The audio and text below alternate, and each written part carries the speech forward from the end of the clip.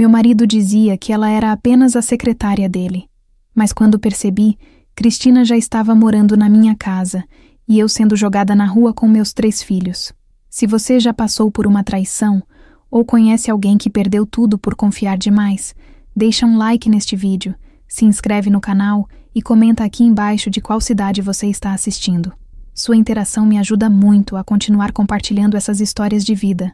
Meu nome é Helena, tenho 62 anos e durante 37 anos acreditei que meu casamento com Fernando era indestrutível.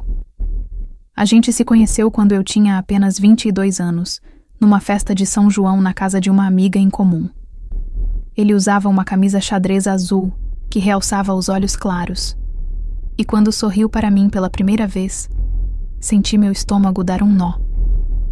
Fernando era diferente dos outros rapazes que eu conhecia. Ele falava sobre planos, sobre construir um futuro, sobre ter uma família. E eu, que sempre sonhei em ser mãe e ter um lar cheio de amor, me apaixonei completamente. Nos casamos 1 ano depois, numa cerimônia simples na igreja do bairro. Eu usava o vestido de noiva que minha mãe havia guardado por anos, com cheiro de naftalina e sonhos antigos. Fernando chorou quando me viu entrando, e eu tinha certeza absoluta de que estava fazendo a escolha certa da minha vida. Nos primeiros anos, moramos num apartamento pequeno, de 2 quartos, onde o sol da manhã entrava pela janela da cozinha e iluminava a mesinha onde tomávamos café juntos todos os dias. Ele trabalhava como vendedor numa loja de materiais de construção, e eu dava aulas de alfabetização numa escola municipal. O dinheiro era contado, mas éramos felizes. Nosso primeiro filho, Rafael, nasceu 3 anos depois do casamento. Lembro do cheiro de talco e leite que impregnava todos os cômodos da casa, das noites sem dormir, de Fernando embalando o bebê no colo, enquanto cantarolava baixinho. Depois, vieram Juliana e Lucas, com 2 anos de diferença cada um. Nossa casa vivia cheia de vozes, de risadas, de brinquedos espalhados pelo chão. Fernando era um pai presente, daqueles que trocava fralda, que ia às reuniões da escola, que inventava brincadeiras nos finais de semana. Eu me sentia a mulher mais sortuda do mundo. Quando Rafael completou 10 anos, Fernando teve uma oportunidade de abrir o próprio negócio. Um antigo colega de trabalho o convidou para ser sócio numa empresa de consultoria em vendas. Ele ficou eufórico com a ideia, e eu o apoiei completamente, mesmo sabendo que significaria menos tempo juntos, mais preocupações financeiras no início. Usamos todas as nossas economias, até pegamos um empréstimo com meu pai. Foram meses difíceis, de contas apertadas, de Fernando chegando em casa às 10, 11 da noite, com o rosto cansado, mas os olhos brilhando de esperança. E deu certo. Depois de 2 anos, a empresa começou a prosperar. Fernando contratou mais funcionários, alugou um escritório maior, começou a trazer clientes importantes. Conseguimos comprar uma casa própria, com quintal e 4 quartos, num bairro tranquilo onde as crianças podiam brincar na rua. Eu deixei de trabalhar para me dedicar inteiramente à família, algo que sempre quis fazer. Meus dias eram preenchidos com cuidar dos filhos, preparar o almoço que Fernando às vezes conseguia vir comer em casa, organizar a casa, fazer aqueles bolos que ele adorava e que deixavam a cozinha com cheiro de canela e felicidade. Os anos foram passando nessa rotina gostosa e previsível. Rafael entrou na faculdade de engenharia. Juliana sonhava em ser veterinária. E Lucas estava no ensino médio, cheio de energia e planos. Fernando e eu comemorávamos cada conquista dos filhos como se fosse nossa também. Nas noites de sexta, quando os meninos saíam, a gente se sentava no sofá da sala. Eu encostava a cabeça no ombro dele e assistíamos algum filme antigo na televisão. Ele passava os dedos pelos meus cabelos, que já começavam a mostrar os primeiros fios brancos, e dizia que eu continuava linda como no dia em que me viu pela primeira vez. Foi mais ou menos nessa época, quando eu tinha 55 anos, que Fernando comentou que precisava contratar uma secretária. O escritório estava cada vez mais movimentado, e ele não dava conta de organizar a agenda, responder e-mails, preparar propostas. Eu até brinquei com ele, dizendo para contratar alguém, bem velhinha e sem graça. E a gente riu junto. Ele me beijou na testa e disse que nem se eu quisesse ele conseguiria olhar para outra mulher, porque eu era o amor da vida dele. Algumas semanas depois, Ele chegou em casa comentando que tinha contratado uma moça chamada Cristina. Ela tinha 30 e poucos anos.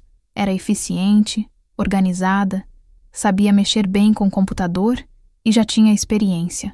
Achei ótimo.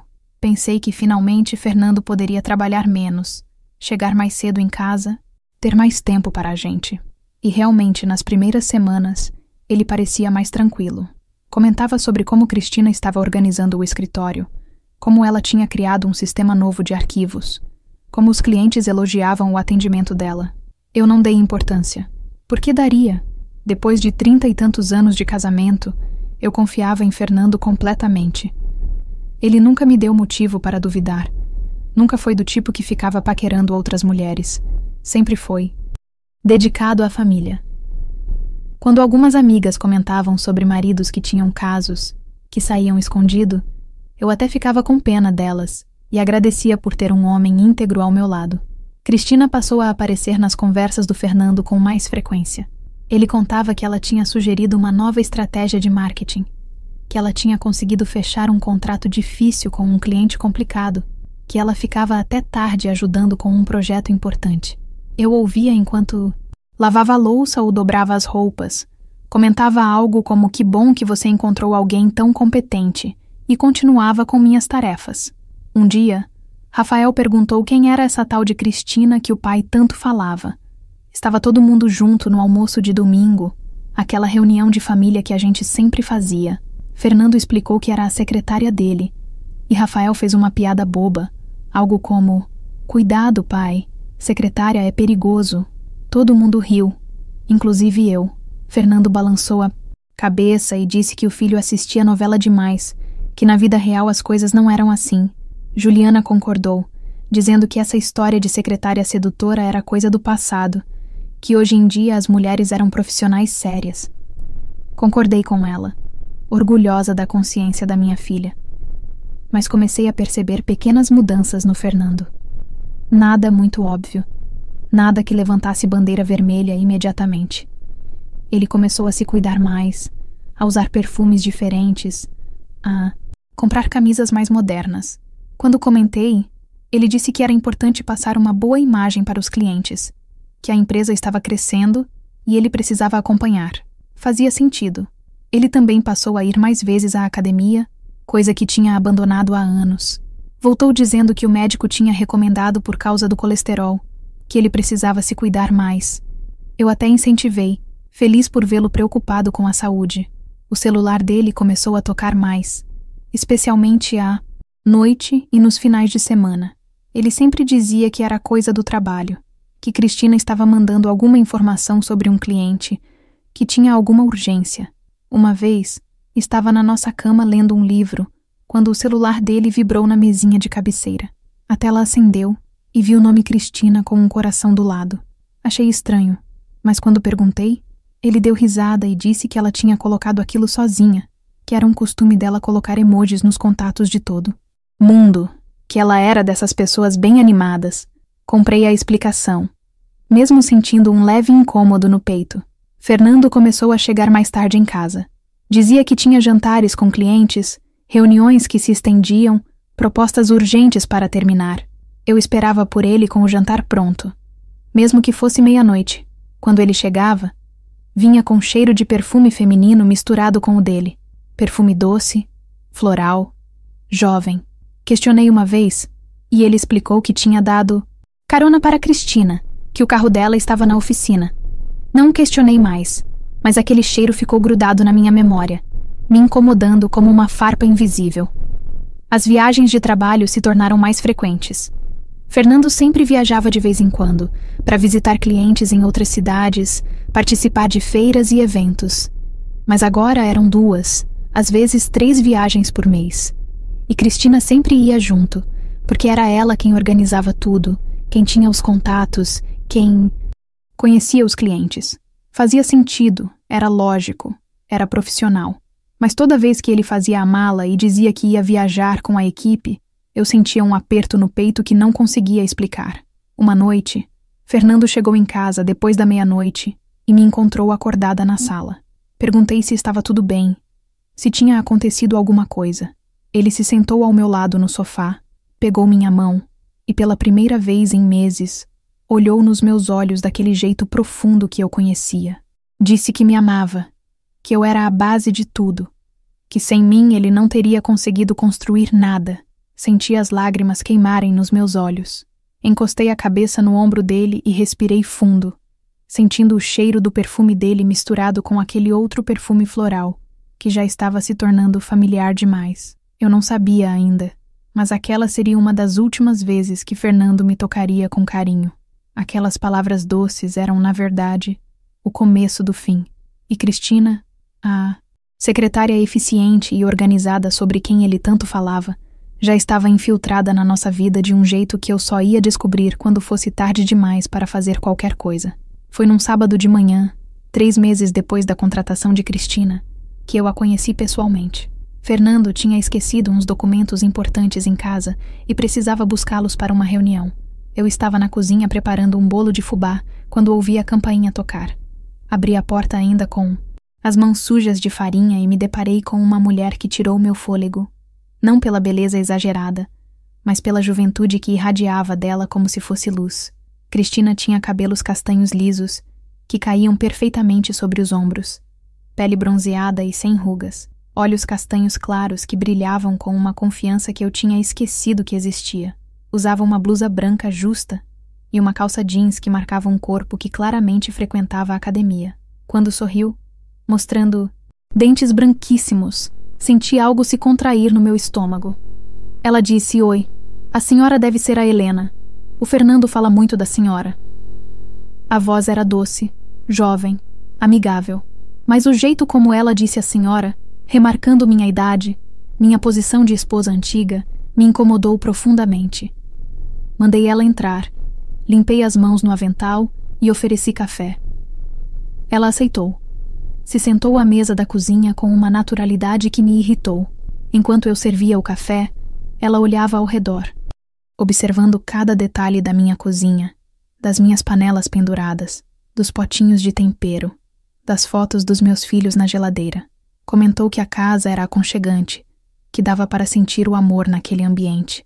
Agradeci, mas a palavra amor vindo da boca dela me soou estranha, quase uma invasão.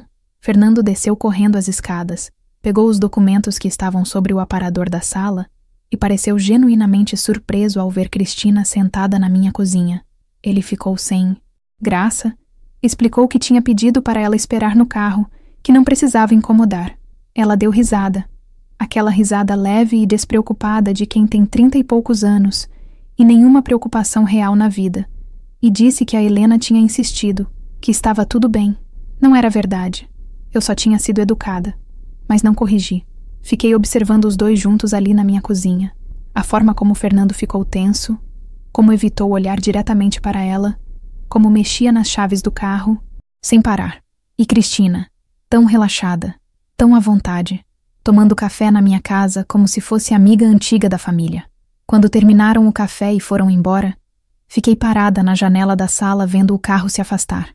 Ela estava no banco do passageiro, e mesmo de longe dava para ver que os dois conversavam animadamente. Voltei para a cozinha, e o cheiro do perfume dela ainda estava lá, misturado com o cheiro do meu bolo assando. Me senti invadida. Naquela noite, quando Fernando voltou para casa, perguntei a ele o que achava da Cristina. Ele estava tirando os sapatos na entrada, e respondeu sem olhar para mim que ela era ótima profissional, muito dedicada, que tinha dado sorte de encontrar alguém assim. Insisti. Perguntei se ele achava ela bonita. Fernando finalmente me olhou, com aquela expressão de quem acha a pergunta absurda, e disse: "Helena, pelo amor de Deus, eu mal reparo nisso. Ela é minha funcionária." Depois veio me abraçar, beijou meu pescoço, disse que eu estava ficando maluca, que era a única mulher que existia para ele. Quis acreditar. Forcei meu coração a acreditar, mas a partir daquele dia, comecei a prestar mais atenção.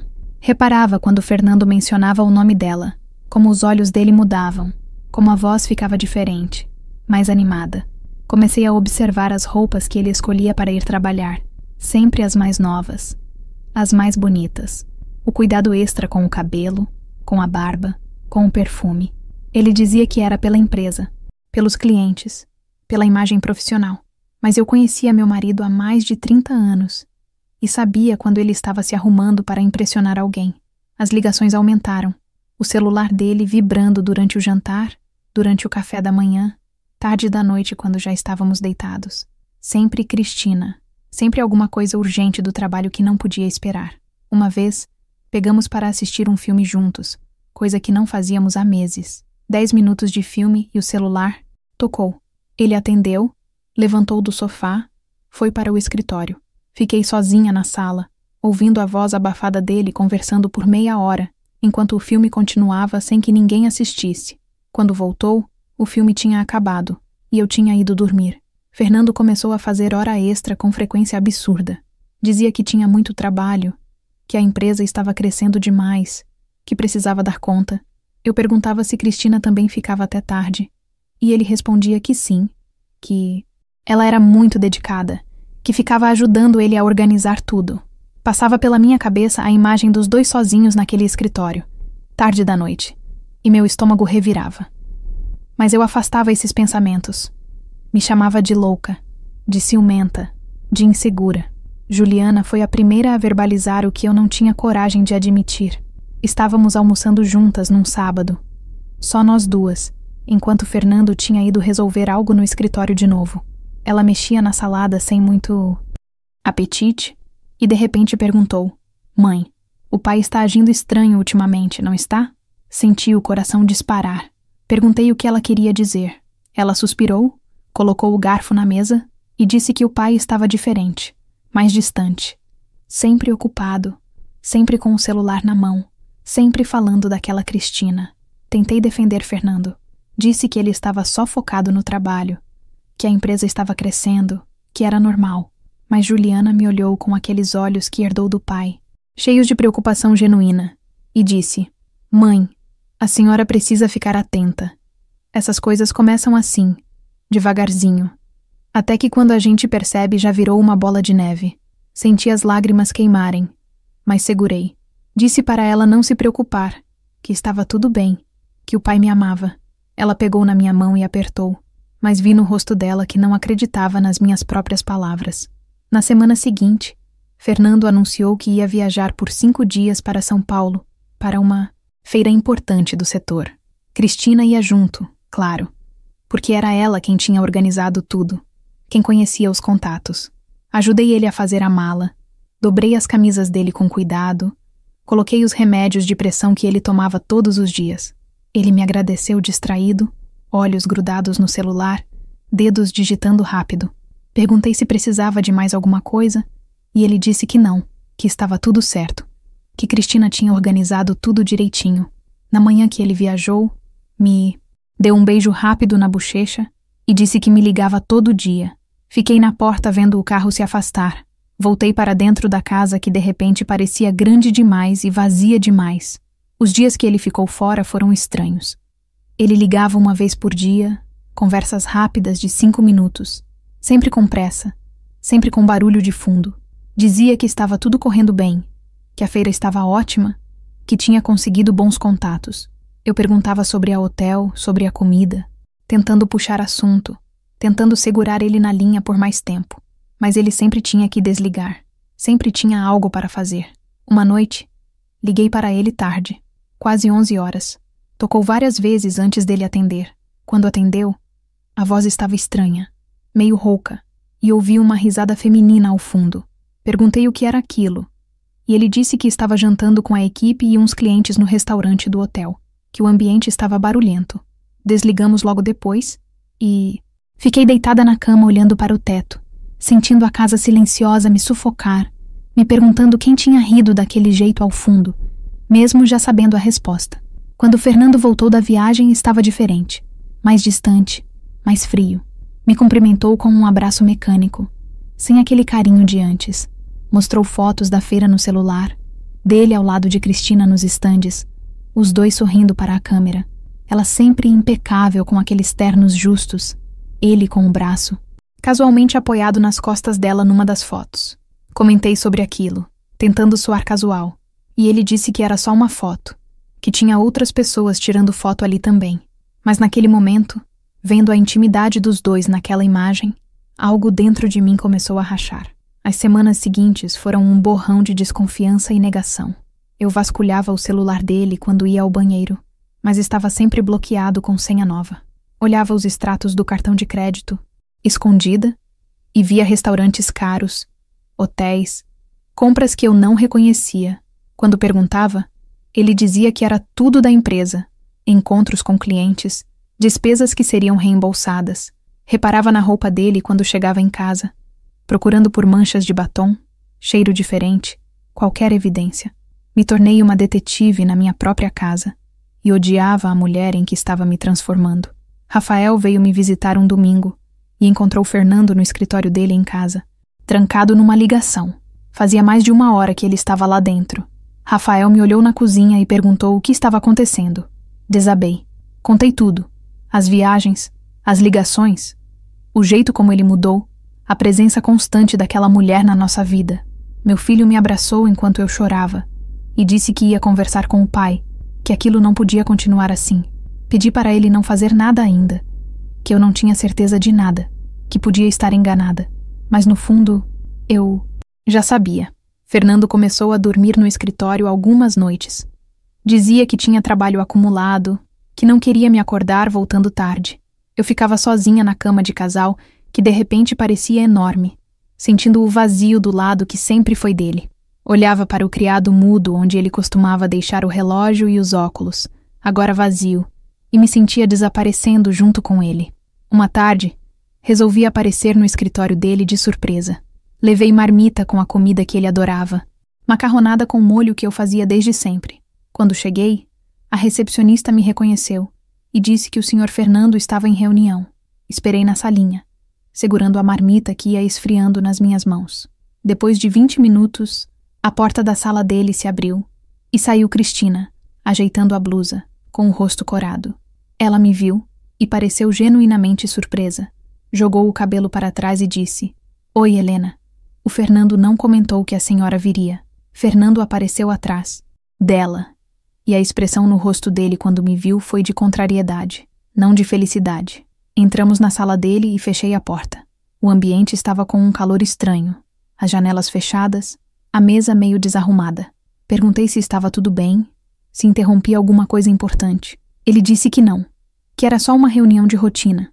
Coloquei a marmita na mesa e ele agradeceu sem entusiasmo.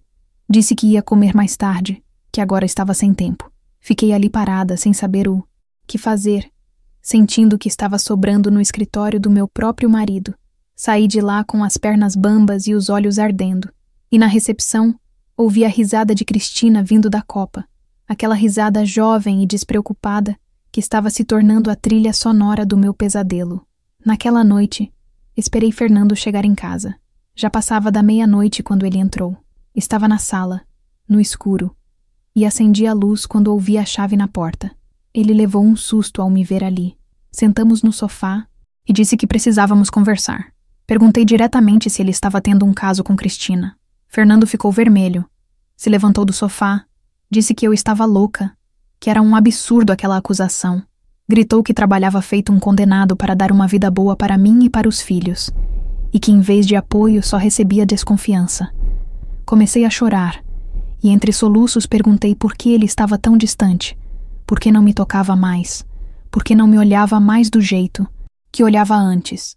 Fernando respirou fundo, passou a mão pelo rosto e disse que estava cansado, que estava sob muita pressão, que eu precisava entender que ele tinha responsabilidades. Disse que não estava tendo caso nenhum, que eu estava criando coisas na minha cabeça, que se eu continuasse com aquele ciúme doentio ia acabar destruindo nosso casamento. Inverteu tudo, fez parecer que eu era o problema, que minha insegurança era o que estava afastando a gente. E eu, exausta, confusa, querendo acreditar, pedi desculpas. Pedi desculpas por desconfiar do homem que estava me traindo. Os dias seguintes foram de falsa paz. Fernando fez um esforço visível para parecer mais presente. Jantou em casa 2 noites seguidas. Me perguntou como tinha sido meu dia. Até sugeriu irmos ao cinema no final de semana.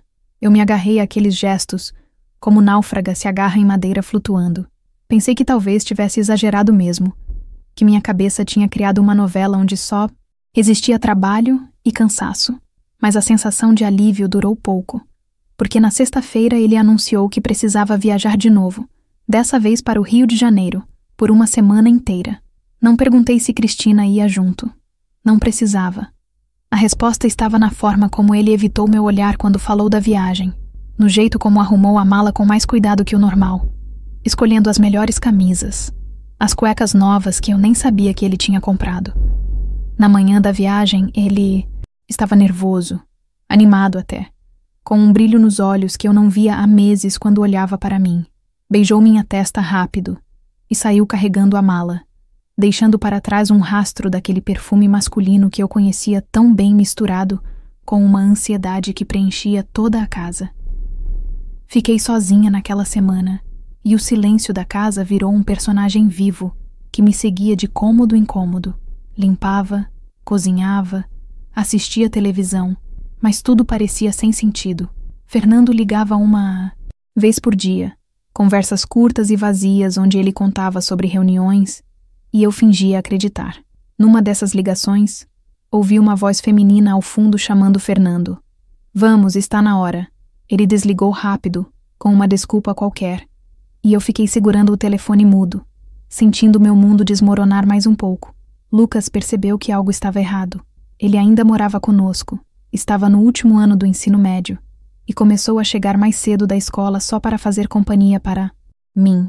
Uma tarde, estava na cozinha fazendo suco quando ele sentou na mesa e perguntou: Mãe, por que a senhora chora quando acha que ninguém está vendo? Neguei no início. Disse que era só cansaço, que era a idade chegando. Mas ele me olhou com aqueles olhos jovens, cheios de preocupação genuína, e disse que sabia que tinha algo errado entre mim e o pai, que a casa estava diferente, que até o cheiro estava diferente, mais triste. Abracei meu filho e chorei no ombro dele, invertendo todos os papéis, sendo consolada pela criança que eu tinha gerado. Quando Fernando voltou daquela viagem, trouxe presentes. Uma bolsa cara para mim, relógios para os meninos, um colar para Juliana, coisas que ele nunca tinha feito antes, presentes caros e desnecessários que pareciam gritar culpa. Agradeci pela bolsa, passei a mão no couro macio, e tudo o que conseguia pensar era que aquilo era o preço da minha humilhação. Ele estava comprando minha ignorância, pagando para que eu continuasse, cega. As contas começaram a aparecer. Faturas do cartão de crédito com valores altíssimos, compras em lojas de roupa feminina que eu nunca tinha pisado, jantares em restaurantes sofisticados nos dias em que ele dizia que ia dormir no escritório porque tinha muito trabalho. Confrontei ele com as faturas numa manhã de sábado. Ele olhou os papéis, a mandíbula tensa, e disse que eram presentes para clientes importantes, que eu não entendia como funcionava o mundo dos negócios, que precisava investir em relacionamento profissional. Mas eu não era idiota. Via uma compra de vestido de R$ 1.500 num dia que ele tinha dito que estava em reunião o dia inteiro. Via hotéis caros em cidades que ele nem tinha mencionado que visitou. Perguntei sobre um hotel em Búzios, e ele hesitou, os olhos se movendo de um lado para o outro, antes de inventar que tinha ido resolver um assunto de última hora com um cliente que tinha uma casa lá. Menti tão mal que até uma criança perceberia, mas ele continuou mentindo, olhando nos meus olhos e mentindo com a maior cara de pau. Naquela noite, depois que ele dormiu, peguei o celular dele. Minha mão tremia tanto que quase derrubei o aparelho. Tentei a senha antiga, nossa data de aniversário de casamento, mas não funcionou. Tentei as datas de nascimento dos filhos. Nada. Na terceira tentativa, sem muita esperança, digitei 2310, 23 de outubro, que era quando Cristina tinha começado a trabalhar com ele. Ele tinha mencionado aquela data algumas vezes. O celular desbloqueou. Senti a bile subir na garganta. Abri o WhatsApp com os dedos gelados. Procurei o contato de Cristina. Tinha um coração vermelho ao lado do nome. Abri a conversa e o mundo parou. Mensagens e mensagens de amor, fotos sensuais dela que me fizeram virar o rosto, áudios dele dizendo que não aguentava mais fingir, que queria ficar com ela para sempre, que eu era só uma obrigação que ele carregava. Li, tudo em choque, descendo a conversa, vendo meses e meses de traição documentada ali naquele aplicativo. Tinha fotos dos dois em hotéis, selfies na cama, mensagens dele dizendo que logo ia se livrar de mim, que ela precisava ter paciência. Minha mão estava sobre a boca para não gritar e acordá-lo. As lágrimas caíam silenciosas, molhando a tela do celular. Tinha uma mensagem recente, de algumas horas atrás, onde ela dizia que estava com saudades, que a cama estava fria sem ele. E ele tinha respondido, já deitado ao meu lado naquela mesma cama, dizendo: amanhã eu te vejo, meu amor. Não aguento mais ficar longe de você. Coloquei o celular de volta no criado mudo dele. Me levantei sem fazer barulho e fui para o banheiro. Sentei no chão frio, encostada na parede de azulejos, e chorei em silêncio até não ter mais lágrimas. Na manhã seguinte, Fernando acordou normal. Tomou café, leu o jornal como se nada tivesse acontecido. Eu estava na cozinha, olheiras profundas, mãos tremendo ao servir o café. Ele nem percebeu, ou percebeu e não ligou. Comentou que tinha uma reunião importante e que ia chegar tarde. Mal terminou a frase e o celular dele tocou. Era ela, claro. Ele atendeu ali mesmo, na minha frente, com a maior naturalidade do mundo, dizendo: já estou saindo, amor, te vejo daqui a pouco. Desligou e saiu, me deixando ali parada, segurando a garrafa térmica de café, me sentindo invisível na minha própria casa. Liguei para Juliana, desesperada. Contei tudo o que tinha visto no celular, as mensagens, as fotos, as declarações. Ela ficou em silêncio por um momento e depois perguntou o que eu ia fazer. Não sabia. Estava casada há 37 anos. Tinha 3 filhos com aquele homem. Tinha construído uma vida inteira ao lado dele. Como se desmonta 37 anos em um dia? Juliana disse que eu precisava de um advogado, que precisava me proteger financeiramente, que homem assim era capaz de qualquer coisa. Mas eu mal conseguia processar a traição, quanto mais pensar em advogados e divórcios. Comecei a seguir Fernando escondida. Sei que parece coisa de louca, mas eu precisava ver com meus próprios olhos. Precisava de provas concretas para quebrar aquela última casca de negação que ainda me protegia. Num dia que ele disse que ia para o escritório, peguei o carro e fui atrás. Ele não foi para o escritório. Foi para um prédio residencial elegante no centro da cidade. Estacionei do outro lado da rua e esperei. 15 minutos depois, vi Cristina entrando no prédio. Ela usava um vestido vermelho justo, sapato de salto alto. Estava linda e poderosa. 20 minutos depois, vi Fernando chegando, olhando para os lados antes de entrar. Fiquei ali mais 2 horas, sentada no carro, imaginando o que eles estavam fazendo lá dentro, sentindo pedaços de mim morrerem a cada minuto que passava. Quando voltei para casa, não consegui entrar. Sentei na varanda, olhando para a rua vazia, pensando em como tinha sido tão cega. Todos os sinais estavam ali, gritando na minha cara, mas eu tinha escolhido não ver. Tinha acreditado nas mentiras porque era mais fácil do que enfrentar a verdade.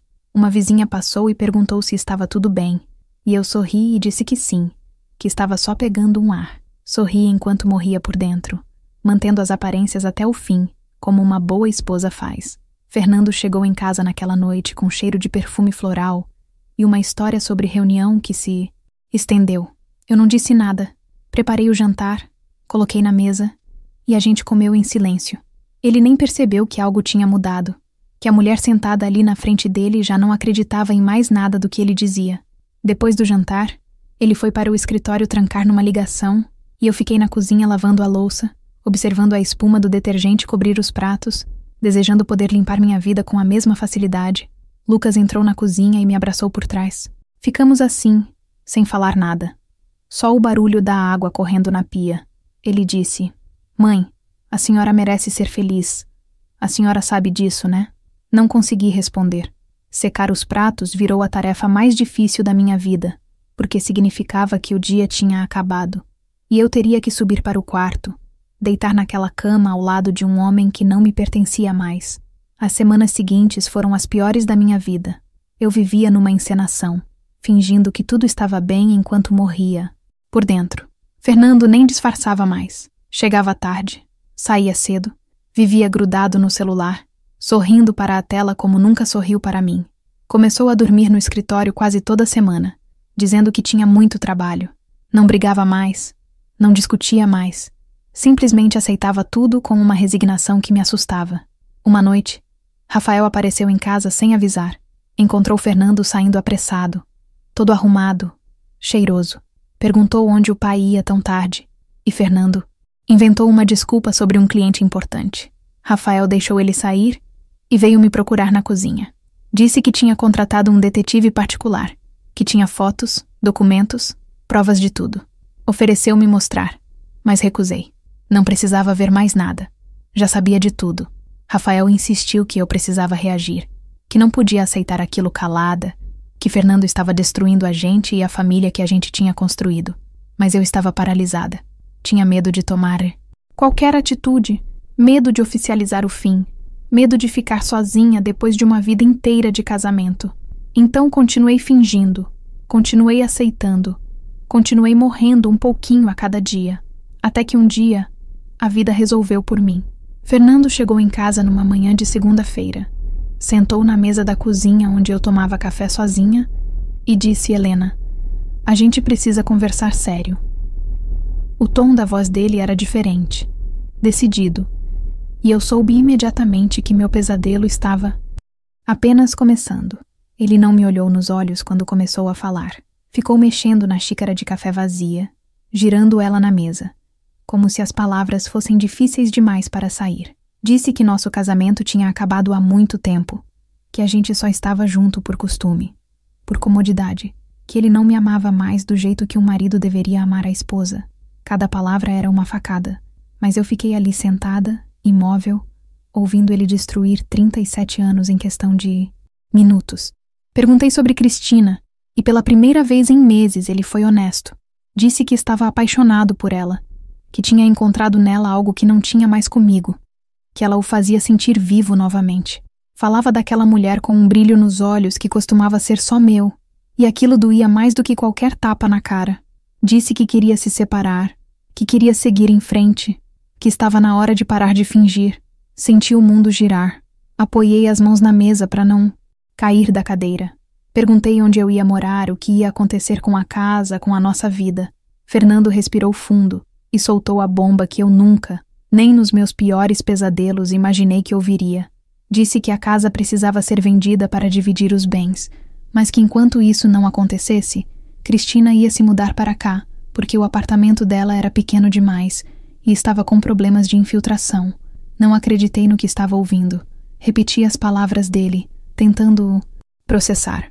Você quer trazer sua amante para dentro da minha casa? Enquanto eu ainda moro aqui? Fernando suspirou impaciente, como se eu fosse uma criança birrenta que não entendia a situação.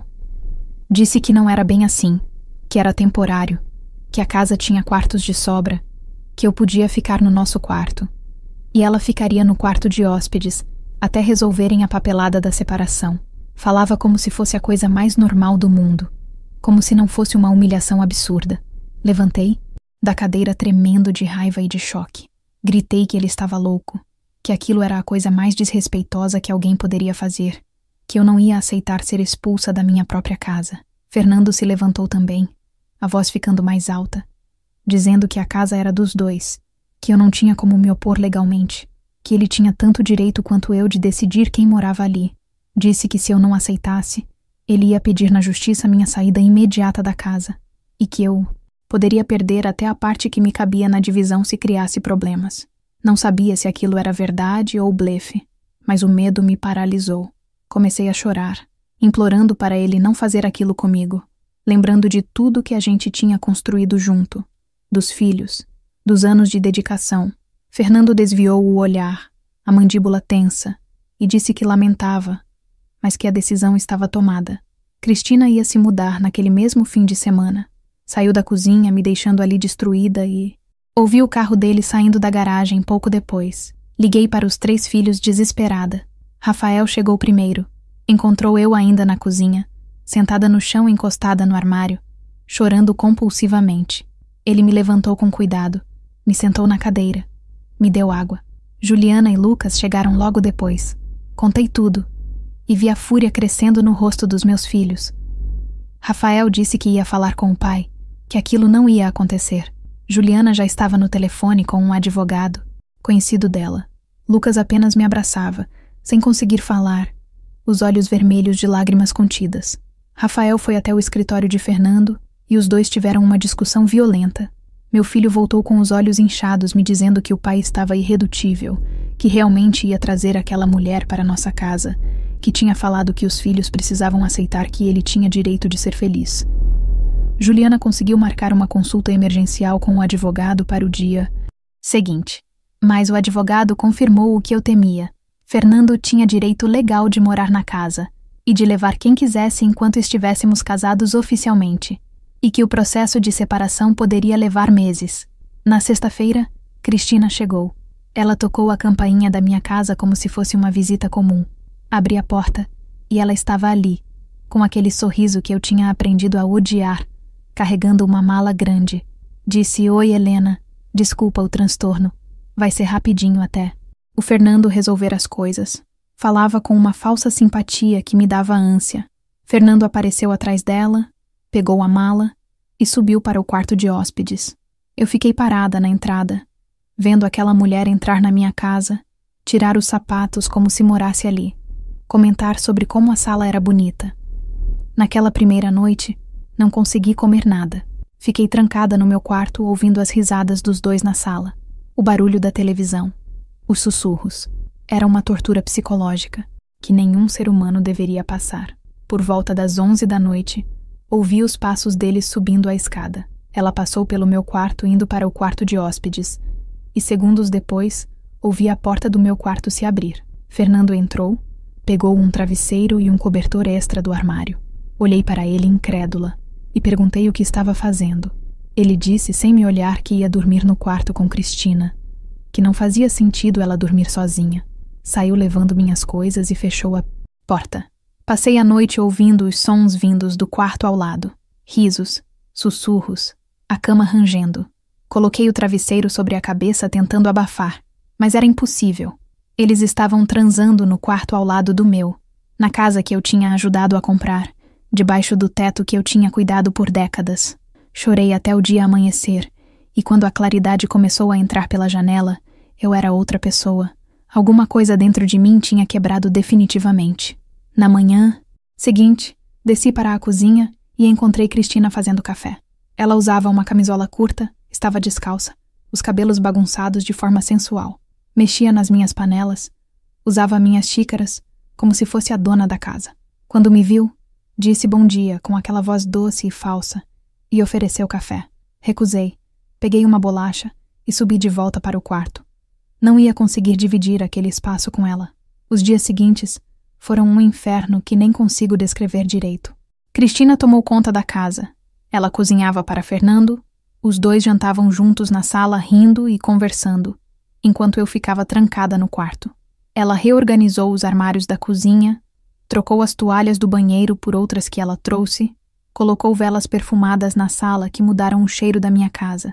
Era como se ela estivesse apagando minha existência, me substituindo em cada cômodo. Fernando agia como se eu não existisse mais. Passava por mim nos corredores sem falar. Não me cumprimentava. Não perguntava se eu precisava de alguma coisa. Eu tinha virado um fantasma na minha própria casa. Começou a levar Cristina para jantares nos restaurantes que costumávamos frequentar juntos. Vizinhos começaram a perguntar para os meus filhos o que estava acontecendo, porque tinham visto Fernando com uma mulher jovem entrando e saindo da nossa casa. Uma tarde, desci para pegar água e encontrei Cristina sentada no meu lugar na mesa da cozinha, folheando o álbum de fotos da família, nosso álbum de casamento, fotos dos meninos pequenos, momentos da nossa vida. Ela olhava com uma expressão de curiosidade mórbida, como se estivesse estudando a vida que tinha destruído. Quando me viu, fechou o álbum rápido e disse: "Ah, desculpa, eu estava só dando uma olhada." Arranquei o álbum das mãos dela e subi correndo para o quarto, abraçada com aquelas fotos como se fossem a última coisa que me restava. Juliana vinha me visitar todo dia. Trazia comida porque eu tinha parado de comer. Ela chorava comigo. Dizia que aquilo ia acabar logo, que o advogado estava fazendo o possível para acelerar o processo. Mas enquanto isso eu definhava. Perdi 7 quilos em 2 semanas. Meu cabelo começou a cair em mechas. Desenvolvi uma insônia crônica porque não conseguia dormir sabendo que eles estavam no quarto ao lado. Uma noite, desci de madrugada para tomar água e encontrei os dois no sofá da sala, abraçados assistindo filme. Fernando tinha o braço ao redor dela. Ela estava encostada no peito dele, exatamente como a gente costumava ficar. Viram quando passei, mas não se moveram, não se separaram. Cristina até deu um sorrisinho cúmplice. Peguei a água e subi tremendo de humilhação e raiva. No dia seguinte, Lucas explodiu. Ele ainda morava conosco e não aguentou mais ver aquela situação. Confrontou o pai na sala, gritou que ele era um covarde, um homem sem caráter que estava destruindo a mãe dele. Fernando gritou de volta que Lucas não entendia nada de relacionamento adulto, que quando fosse mais velho ia entender que amor acaba e que as pessoas mudam. Lucas disse que o que tinha acabado era o respeito dele pelo pai e saiu batendo a porta. Foi morar com Rafael naquela mesma semana. Fiquei sozinha na casa com eles dois. A situação foi ficando cada vez pior. Cristina começou a trazer amigas dela para casa. Faziam reuniões na sala. Bebiam vinho, riam alto. Numa dessas ocasiões, ouvi uma amiga dela perguntar: "Mas e a ex? Ela mora aqui ainda?" Cristina respondeu rindo: "É, mas é temporário. Ela quase não sai do quarto. Nem parece que tem alguém aqui." Todas riram.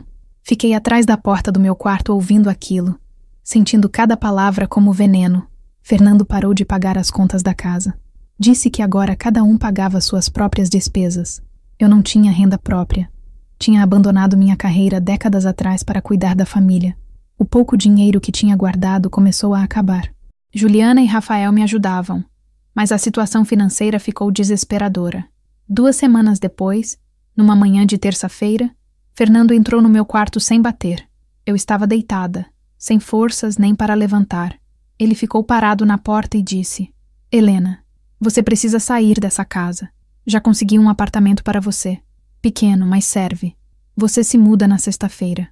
Não era um pedido, era uma ordem. Disse que precisava do quarto que eu ocupava, que Cristina queria transformar num escritório para ela. Quis gritar, quis brigar, mas não tinha mais forças. Apenas perguntei baixinho: "E se eu não quiser sair?" Fernando suspirou cansado e disse então: "Vou ter que pedir um despejo judicial.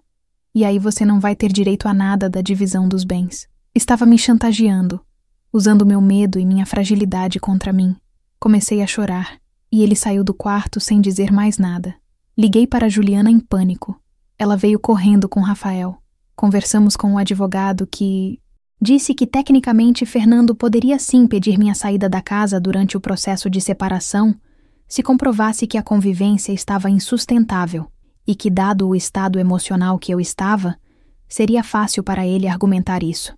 Estavam me expulsando da minha própria casa, da casa que eu tinha cuidado por tantos anos, onde tinha criado meus filhos. Na sexta-feira, fiz as malas. Coloquei numa mala minhas roupas, alguns objetos pessoais, as fotos da família. Rafael e Lucas vieram me ajudar, os dois chorando enquanto carregavam minhas coisas para o carro. Juliana estava destroçada, segurando minha mão, dizendo que eu ia morar com ela, que não ia me deixar sozinha. Desci a escada da casa pela última vez, carregando a última mala. Olhei para a sala onde tinha criado meus filhos, para a cozinha onde tinha preparado milhares de refeições, para cada canto daquela casa que tinha sido minha vida inteira. Cristina estava sentada no sofá, mexendo no celular. Nem levantou a cabeça para me ver sair. Fernando estava no escritório, trancado numa ligação. Nem se despediu. Entrei no carro de Rafael e olhei para trás. A casa continuava ali, linda e acolhedora. Mas não era mais minha. Tinha sido tomada, invadida, destruída. Enquanto o carro se afastava, vi Cristina se levantar do sofá e ir até a janela. Ela me olhou saindo e sorriu. Aquele sorriso vitorioso de quem tinha conseguido tudo o que queria. Tinha tirado meu marido, minha casa, minha vida. E eu tinha deixado, tinha aceitado, tinha me tornado vítima da minha própria passividade. Morei com Juliana por 3 meses. Ela tinha um apartamento de 2 quartos e me cedeu o quarto de hóspedes com todo o carinho do mundo. Minha filha fazia de tudo para me animar. Preparava minhas comidas preferidas, me levava para caminhar no parque, assistia filmes comigo à noite. Mas eu era uma sombra. Passava os dias deitada olhando para o teto, revivendo cada momento da minha vida com Fernando, me perguntando onde tinha errado, o que poderia ter feito diferente. Rafael e Lucas vinham me visitar sempre que podiam. Meus filhos estavam revoltados, magoados. mas tentavam esconder a dor para me dar força. Num domingo de tarde, os 3 estavam lá comigo na sala de Juliana. Rafael segurava minha mão e disse: "Mãe, a gente não vai deixar a senhora desistir da vida por causa dele." Lucas estava com os olhos vermelhos, lutando para não chorar, e completou: "A senhora sempre foi a mais forte da família, sempre cuidou de todo mundo. Agora deixa a gente cuidar da senhora." Juliana apenas me abraçava, e eu sentia o amor dos meus filhos me envolvendo, me segurando para que eu não me despedaçasse completamente. Mas as noites eram terríveis. Eu acordava assustada, suada, com pesadelos onde via Cristina usando meus vestidos, dormindo na minha cama, apagando minha existência. Sonhava com Fernando me olhando com indiferença, como se eu nunca tivesse significado nada. Acordava, chorando, abafando os soluços no travesseiro para não acordar Juliana. Tinha desenvolvido uma ansiedade constante. O coração disparava por qualquer coisa. As mãos tremiam sem parar. O processo de divórcio avançava devagar, burocrático e frio. O advogado me explicava termos legais que eu mal conseguia processar. Fernando queria dividir tudo pela metade: a casa, as economias, os investimentos. Mas ele controlava tudo, tinha acesso a todas as contas, e eu dependia do advogado para descobrir o que realmente existia em nosso nome. Descobrimos que ele tinha esvaziado a conta conjunta meses antes de pedir a separação. Tinha transferido dinheiro para contas que eu nem sabia que existiam. Meu advogado disse que isso era crime, que poderíamos processar. Mas a perspectiva de mais brigas judiciais, mais anos lidando com aquilo, me deixava exausta demais. Uma tarde, o advogado me ligou com uma notícia que me fez sentar no chão. A casa tinha sido vendida. Fernando tinha conseguido uma autorização judicial rápida, alegando que precisava liquidar os bens urgentemente. Vendeu por um preço muito abaixo do mercado para um conhecido dele. Minha parte do dinheiro estava bloqueada judicialmente até a finalização do processo. Mas a casa, aquela casa onde tinha vivido os melhores anos da minha vida, onde tinha criado meus filhos, já tinha um novo dono. Desabei. Juliana me encontrou no chão do quarto, abraçada com um álbum de fotos, chorando de um jeito que assustou até ela. Me internaram por 2 dias num hospital. Desidratação, pressão alta, crise de ansiedade aguda. Os médicos queriam me medicar com antidepressivos fortes, mas eu recusei. Não queria viver anestesiada. Precisava sentir aquela dor toda, processar, sobreviver a ela. Quando voltei para o apartamento de Juliana, encontrei meus 3 filhos me esperando. Eles tinham decidido fazer um revezamento. Cada um passaria alguns dias comigo, para eu nunca ficar sozinha. Foi Rafael quem teve a ideia. Ele tinha uma loja de informática pequena e precisava de alguém para ajudar com a parte administrativa. Ofereceu o trabalho para mim. Eu, que não trabalhava há décadas, que mal sabia mexer em computador direito, que me sentia inútil e velha. A princípio recusei.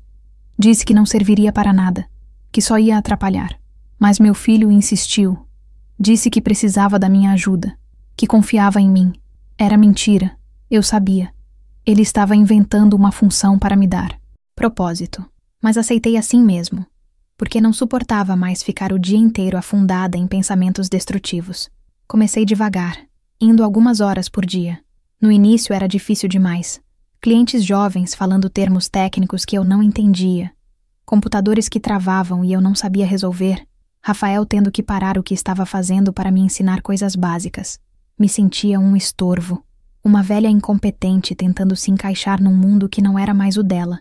Mas meu filho tinha uma paciência infinita. Ensinava, repetia. Ensinava de novo sem nunca demonstrar irritação. 1 mês depois, eu já estava trabalhando 4 horas por dia. Atendia telefone, agendava serviços, emitia notas fiscais. Eram tarefas simples, mas me davam estrutura, me forçavam a sair da cama, a me arrumar, a interagir com outras pessoas. Os clientes eram gentis comigo, alguns já idosos também, que gostavam de conversar sobre amenidades enquanto esperavam seus computadores ficarem prontos. Comecei a fazer amizade com Dona Marisa, uma senhora de 70 anos que ia lá toda semana com algum problema inventado no tablet, só para ter com quem conversar. Ela tinha perdido o marido há 5 anos e vivia sozinha. Nos identificamos imediatamente. Foi Dona Marisa quem me levou pela primeira vez para o grupo de apoio. Ela frequentava reuniões semanais de mulheres que tinham passado por divórcios difíceis, separações traumáticas, perdas. No início resisti. Disse que não era meu tipo de coisa, que não queria ficar expondo minha vida para estranhas. Mas ela insistiu tanto que acabei indo, mais para agradá-la do que por vontade própria. A reunião era num salão de uma igreja, toda quinta-feira às 7 da noite.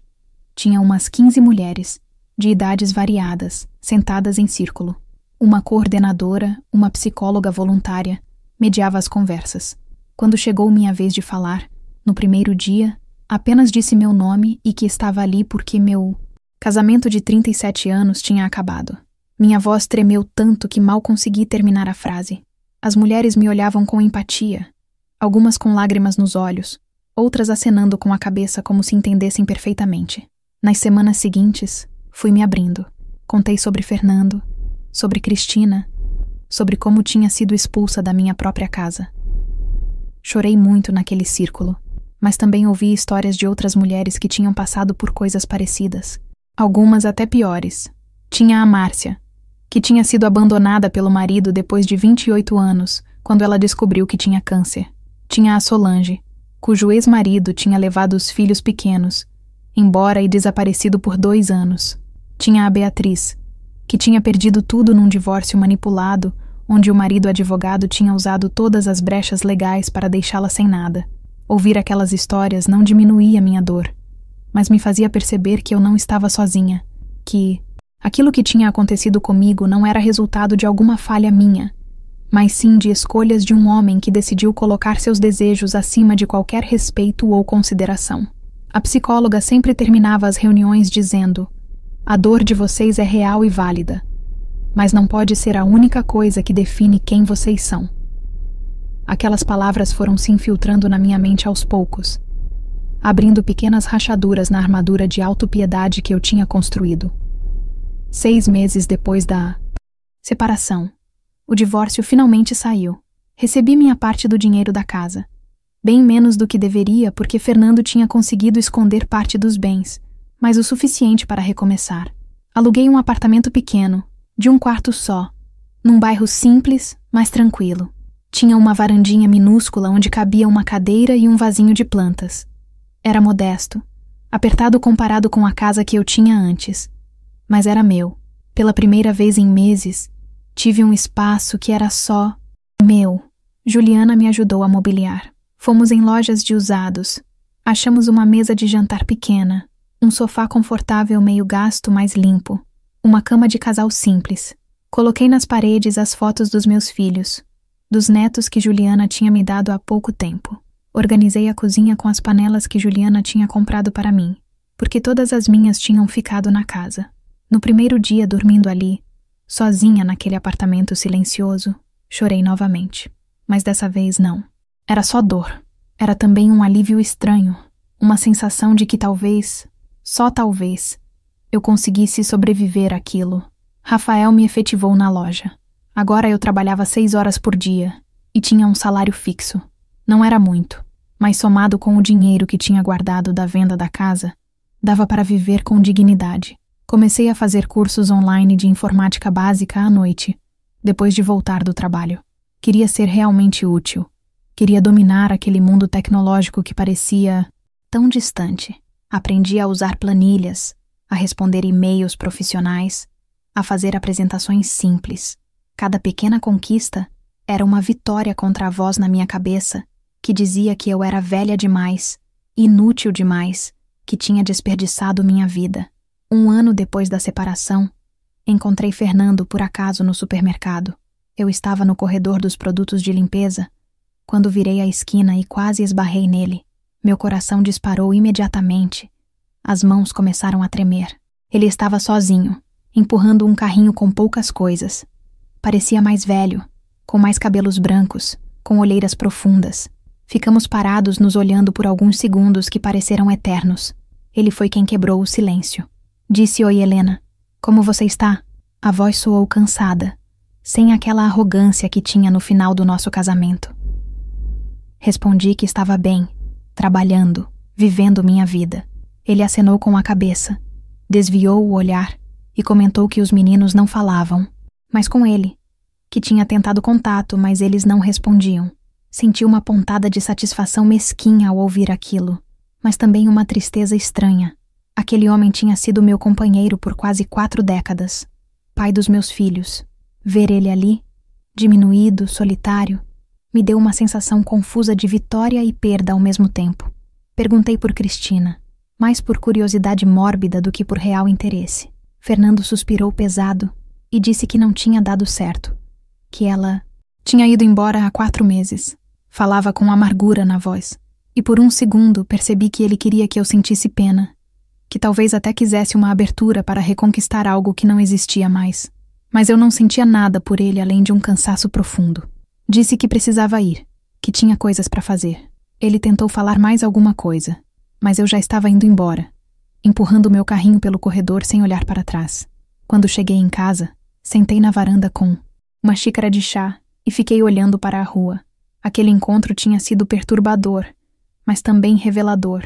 Eu tinha sobrevivido, tinha passado pelo pior momento da minha vida, tinha sido destruída, humilhada, expulsa de tudo que conhecia, e estava aqui, 1 ano depois, morando sozinha, trabalhando, reconstruindo.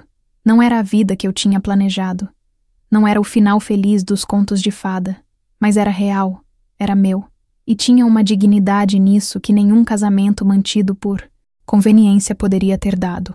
Dona Marisa passou na minha casa naquela noite. A gente tinha criado o costume de jantar juntas uma vez por semana. Contei sobre o encontro com Fernando, enquanto ela comia o arroz com frango que eu tinha preparado. Ela ouviu tudo em silêncio, balançou a cabeça e disse: Helena, o tempo vai te curar completamente. Você vai ver. Você já está curada mais do que imagina. Tem mulher que passa por isso e fica presa na amargura a vida toda. Você não. Você está trabalhando, cuidando de você mesma, construindo uma vida nova. Isso é força. Isso é coragem. Suas palavras me fizeram chorar, mas eram lágrimas diferentes. Não era desespero ou autopiedade. Era um reconhecimento de que sim, eu tinha sido forte. Tinha sobrevivido quando poderia ter desmoronado completamente. Tinha encontrado forças que nem sabia que tinha para recomeçar com 63 anos, numa idade em que muita gente já desistiu de lutar.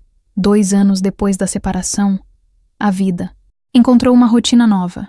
Trabalho de manhã na loja do Rafael, almoço no apartamento, às vezes com Dona Marisa ou com Juliana, tardes dedicadas aos meus netos, que eu buscava na escola 2 vezes por semana, noites assistindo minhas séries, lendo os livros que nunca tinha tido tempo de ler, fazendo crochê, atividade que tinha aprendido no grupo de apoio e que me acalmava, fins de semana com meus filhos, churrascos na casa de Rafael, almoços na casa de Juliana, Lucas me levando para conhecer lugares novos na cidade. Não era uma vida perfeita. Tinha dias que a solidão pesava, que eu olhava para o espaço vazio na cama e sentia a falta de ter alguém ao meu lado. Tinha momentos que a raiva voltava, que eu revivia a humilhação de ter sido substituída na minha própria casa. Mas esses momentos foram ficando mais raros, mais curtos, menos intensos. Aprendi que amor próprio não é algo que você tem naturalmente. É algo que você constrói, tijolo por tijolo, depois que te destroem. É acordar todo dia e escolher viver dignamente, mesmo quando seria mais fácil desistir. É olhar no espelho e ver não mais a esposa que foi traída e descartada, mas a mulher que sobreviveu e se reconstruiu. Se você está passando por algo parecido, se está se sentindo perdida, destruída, sem saber como vai sobreviver ao dia seguinte, eu quero te dizer uma coisa. Você é mais forte do que imagina. Vai doer tanto que você vai achar que não aguenta, mas você aguenta. 1 dia de cada vez, 1 passo de cada vez. E um dia você vai olhar para trás e perceber que sobreviveu, que está aqui, viva, inteira, reconstruída. Não vai ser a mesma pessoa de antes, mas vai ser alguém mais forte, mais consciente do próprio valor, mais dona da própria vida. Hoje, com 65 anos, posso dizer que sou feliz. Não da forma que imaginei que seria, não com o final de conto de fadas que sonhei quando tinha 22 anos, e me casei achando que seria para sempre. Mas é uma felicidade real, construída sobre a base sólida da minha própria força, do amor dos meus filhos, da amizade de pessoas que apareceram quando eu mais precisava. E isso, descobri, vale mais do que qualquer promessa falsa de um homem que não soube honrar seus votos. A vida não acabou quando Fernando me abandonou. Na verdade, de uma forma estranha e dolorosa, ela recomeçou. E eu estou aqui, vivendo cada dia, provando para mim mesma que merecemos dignidade, respeito e amor verdadeiro. Não importa a idade que tenhamos. Se você está me ouvindo e passando por algo parecido, saiba que você também vai conseguir. Não vai ser fácil, mas você vai conseguir e vai valer a pena.